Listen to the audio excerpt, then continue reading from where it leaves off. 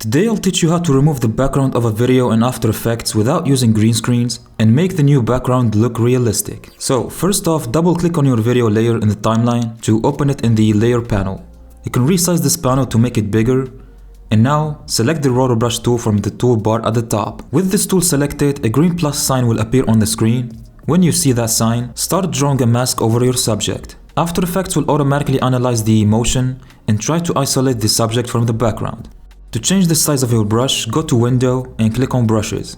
And now you can resize the brush as much as you want. There's also another way to do this. You can hold Ctrl on Windows, Command on Mac, and then hold the click with your mouse at the same time until this white circle appears. Remember to not let go of your mouse and basically drag your mouse up or down. If you've gone over the edges of your subject, you can refine the selection by holding down the Alt key or the Option key on Mac, and when you do that, a red minus sign will appear, allowing you to exclude the areas you painted over. This may or may not take a few minutes from your time, but once you're done with this process, press on the space bar on your keyboard. After Effects will then start rendering your mask frame by frame. If you see that you're not happy with a certain frame, you can further correct the mask manually with the minus sign and the plus sign. If you're dealing with something difficult, God forbid, a nightmarish situation where you have a lot of curly hair in your video for example, you can drag out the roto brush tool icon to the bottom and then click on the refine tool. You can go ahead and brush over your subject's hair.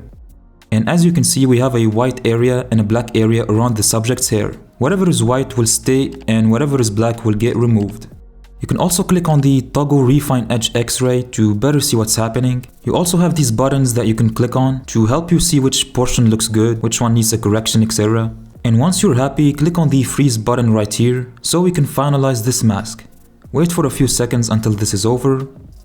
And now if you close down this window and head back to your compositing menu, you'll now see that the background is removed. You can go ahead and click on the transparency grid to better see what happened. And now for the last part of this tutorial, we'll focus on making the new background realistic. So pretty much you can import a new video or an image onto the timeline and place it beneath your subject's layer. And that will automatically become your new background. You can also add something like a text layer below your subject, or you can add a logo image too, to make a trendy effect like this for example. But if you want to focus on the new background and make it realistic AF, you can begin by selecting your subject's layer and then going to the Effect Controls panel. Start by tweaking the feather value a little bit, but I would suggest not to go over 10 pixels. You can set the contrast to 30%, and you can use the shift edge to move the mask in or out. A good range for this setting would be between -10% to -20%, and this will pretty much trim down unwanted background. However, if your subject has been cut out a little bit, you can increase this value instead of decreasing it. To remove unwanted background spill, check this box right here, expand decontamination, and set the amount around 50 to 70%. You can also enable motion blur to help out as well. And to further blend the subject with the background, you can use the Lumetri color effect. Drag it onto your subject's clip, and you can adjust the temperature, the tint, the exposure, the contrast to match the background. Just let your color correction skills shine with this one, I guess. Or what you could do instead is open up the input LUTs and choose the preset of your choice.